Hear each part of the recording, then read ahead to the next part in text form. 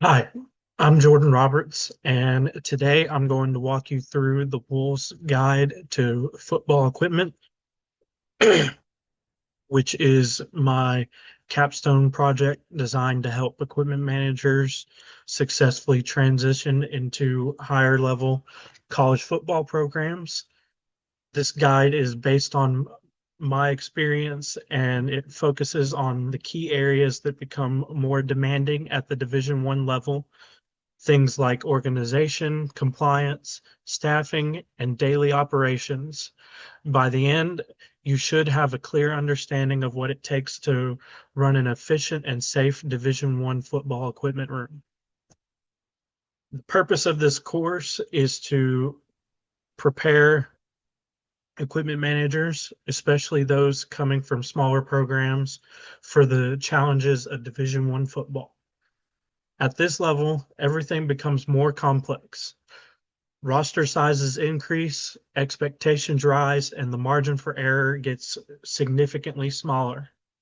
This guide focuses on building systems and habits that allow you to stay organized, maintain compliance, and operate efficiently on a daily basis. One of the biggest adjustments is simply understanding the scale of Division One football. At the Division One level, you're dealing with over 100 athletes at any given time. Expanded practice schedules, significantly larger equipment and apparel budgets, and there's also more oversight from brands like Nike or Adidas, which adds another layer of responsibility. Because of this, you can't rely on informal systems. You have to have structure, planning, and consistency in everything you do. Compliance is a critical part of equipment management. You need to understand NCAA and conference rules related to branding, athlete benefits, and issued gear. At the same time, you have to track everything, what each player receives, what gets returned, and what needs replacing. Having strong systems in place like inventory tracking and work orders helps prevent violations and keeps your operation running smoothly. Success in this role also depends heavily on relationships.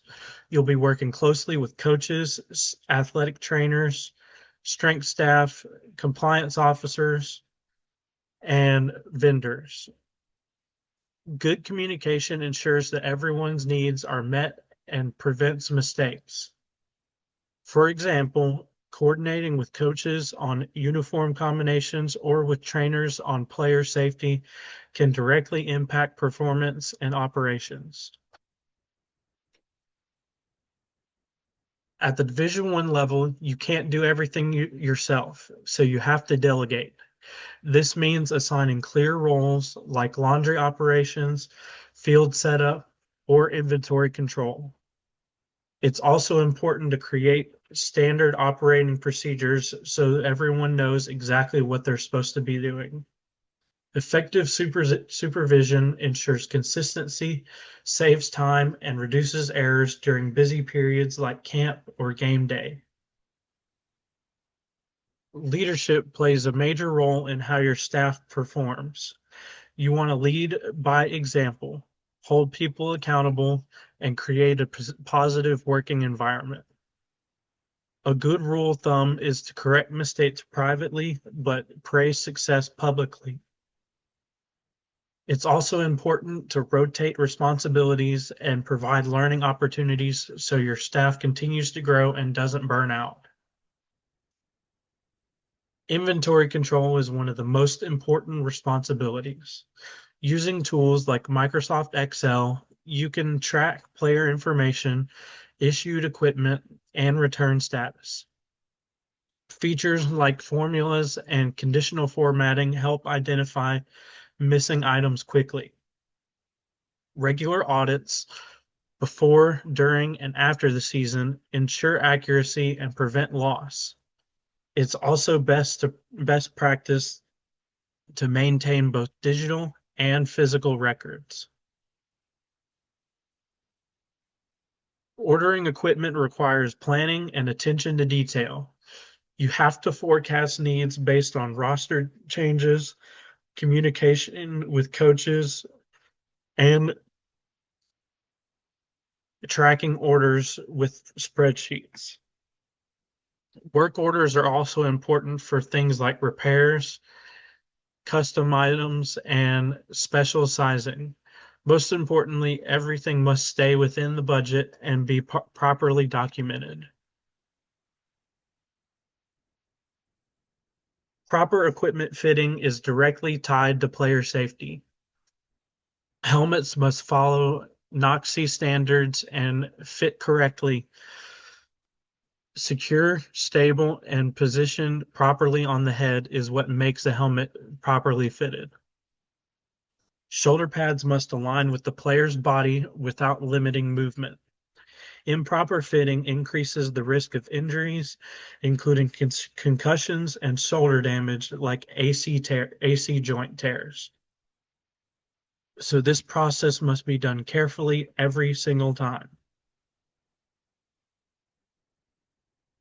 Maintenance is an ongoing responsibility throughout the season. Daily checks include inspecting helmets and sanitizing equipment. Weekly, you must tighten hardware and inspect straps. Annually, helmets must be reconditioned and recertified. Sanitation is also critical. Using proper disinfectants helps protect player health and maintain equipment quality. Football preparation is another important detail that affects performance.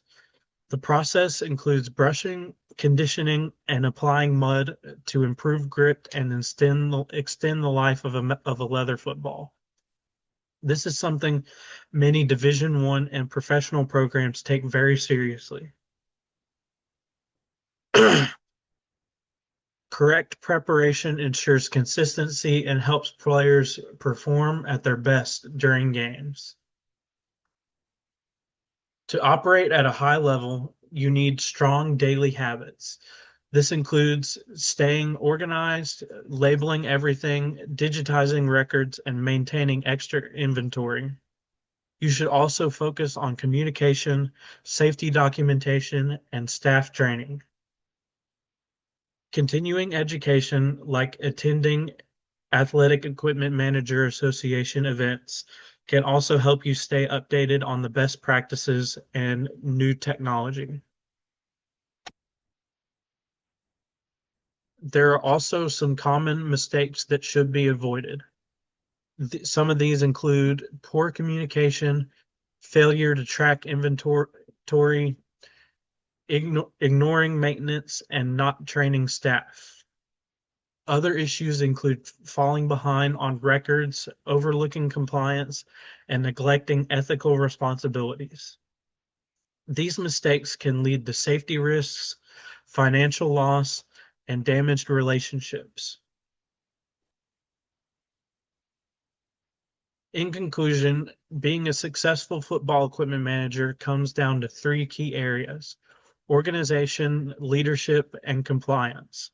If you can build strong systems, communicate effectively, and prioritize player safety, you'll be able to handle the demands of a Division One program. This guide provides a foundation, but success ultimately comes from consistency, attention to detail, and experience gained from everyday activities.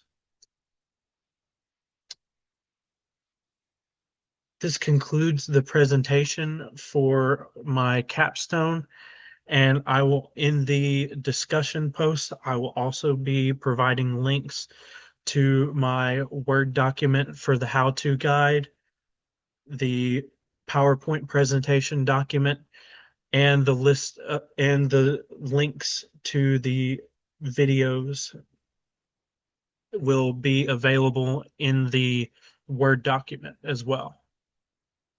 Thank you.